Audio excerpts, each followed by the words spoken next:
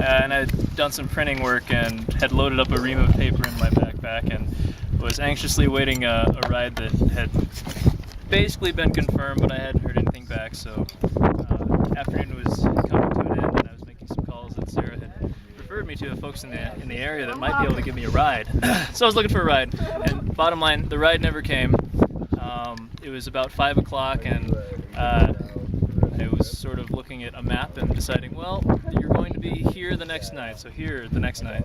So I could make that. I could walk that. So it would have let me go through the Dunes National Park, and then also through this really cool trail from yonder.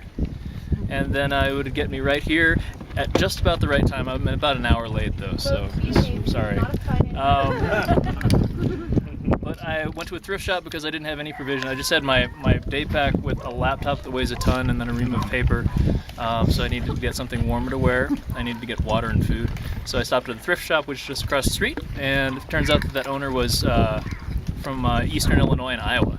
So yeah, small world.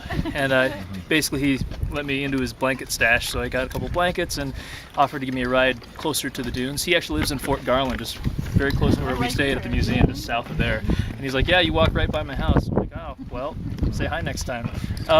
But he's a nice guy. And from there, I walked up to the actual dunes area, which is just a long road. I think it's maybe 18 or 20 miles just that night. So I got in around 11:30 or 12, and everybody's closed down.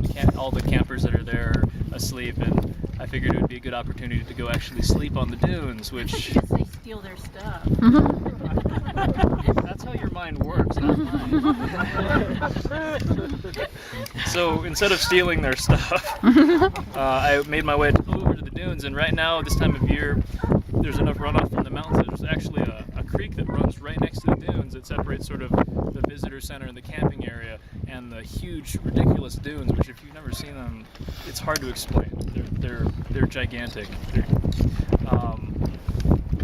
But I went up to a ridge to overlook this creek because it's really cool. The moon was a little sliver, so you could see a little bit of light, and you could see the deer down in the valley, like a whole herd of them. And I just kind of waited until they left, and I walked down to the bank of the creek because, again, I have to take off my shoes and my belt to cross it.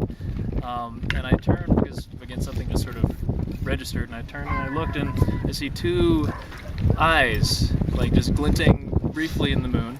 And immediately I froze because, of course, that's terrifying in general. And then I look across the bank, and there's another set of eyes that obviously they're together. They're working this together. So I know that,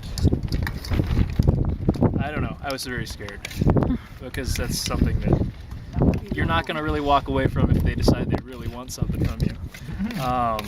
But I grabbed the stick, which big, huge stick that I left over there, and then I carried all the way here from that night, just in case mountain lions. I grabbed it, and I pretty much started yelling and screaming and waving and flailing it. And I kind of charged towards the one that was in front of me, keeping in mind the one behind me. But that one just got spooked and ran away. The one behind, when I looked again, he was already gone. And again, two of them. They could have been more, but yeah. And then I went and slept on the dunes, and it was very, very cold, but it was awesome. Let's see, woke up about 4:30. No, woke up about 3:30, and I left about 4.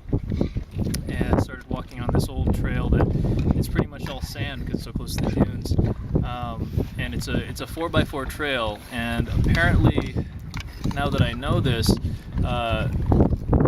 it would have been nice to be able to grab a ride from somebody as they were going up the way. I was like, oh, there's vehicles up here. Okay, that's fine. I thought it was a closed trail for hiking. So, which was the same trail that we would have been taking as a group were it open due to flooding issues. So as I'm going through in the middle of the night, or wee hours of the morning, I'm running into places where, oh, well, there's a little creek going over the top of the trail. Not a big deal. I can hop over. And these kept getting deeper and deeper to the point where I had to wait a little while. And because I had the big stick, I could vault over it with the backpack. And then it got to the point where it was deep enough that it couldn't be vaulted over, and I had to find a place up or downstream to find a place where I could kind of tightrope walk across on a log that had been pushed over or something like that. And fortunately there were some. towards the end, though, it was deep enough that I had to kind of strip and then carry the backpack above my head to actually get across. Oh my God. Which makes sense as to why they wouldn't put a four-wheel anything in there. No vehicle would be getting through that. So it would not have been pleasant for any of us. We would have been unsupported. So I'm glad that Chris made the decision not to take the scenic route, even though it was amazing scenery. Pretty much uphill to the top is 10,030 feet at the, what is it? 10,030. Did you have any clear oxygen on you? No, Did you get sick? not yet. But it felt, I guess I was telling somebody earlier, I didn't realize how heavy my backpack was, because it's normally that heavy, and I usually complain because it's, whatever, it's a heavy backpack, but for every mile in that backpack, it feels like 3, and going uphill feels like 5. It was the worst hiking experience I've ever had when it comes to it. No. But there are moments when I would actually tip over because I couldn't actually go up any further, and I had to wait there for a little while for my body to recover. So in a certain respect, that's that altitude sickness or elevation acclimation that I was dealing with, but it took a lot longer than I thought. And then Why you're an hour late? which is why I couldn't call anybody. Nobody picked up the phones. I didn't actually have service really until I broke out from the pass over here and was headed towards you now, and that was the longest walk I've ever been on. So, but on a plus side, I found out that there's buffalo and maybe some antelope or something like that, or I could have been hallucinating at that point too. All the signs. So same thing here.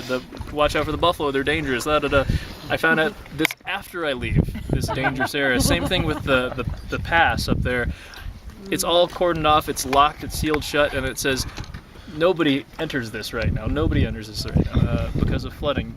And go figure. And also, I found out that the dunes. You're not supposed to camp on the dunes. Not like that. So, I've broken the law. How many laws do you pass? Woo! Ow! Well, I won't be running for president. Because I was born in another country. I'm sure there's more. I took a lot of cool photos though too, so whenever those... Oh! Also all sorts of animals. So mountain lions, bears, black bears. You saw black bears? Uh-huh. Cool. Down by How the far creek. away? Pretty far, like 100 yards. Mm. It was way out there. 100 yards, he uses that metric. Horny toads, and also normal toads. Let's see, what else? Snakes, plenty of snakes. All over the road, all over the trail. Any rattlers? No, Okay. no. Just sunning themselves, and to the point where they were just sort of, In nirvana. Yeah, so I could touch them, and they wouldn't do anything. Why were you touching snakes? Why not? Why not? He almost got eaten by mountain lions. Why not? Were there any that were like yellow with black stripes, sort of? No, Okay. didn't see those. I saw a dead one on the side of the road before he crossed into Colorado. It was Oh. huge. What kind of snakes were these, Jimmy? I'm not sure. I don't Could have been dead ones now I think about it. What are they? Could have been dead ones. Well, no, they moved after I touched them. I took photos. You were hallucinating too. But saw elk and white-tailed deer. All sorts of little rodents because I was up in the middle of the night and they were still out. So that was kind of cool. What did they tell me? Did they give you a message to the I tried. They didn't want to be interviewed. And did you get some good programming in for? Yes. So much. All the animals. Do you have any snake marchers joining us? They'll be in your tents tonight. Oh, good. So I brought some back. I can't think of anything right now because the food is calling me.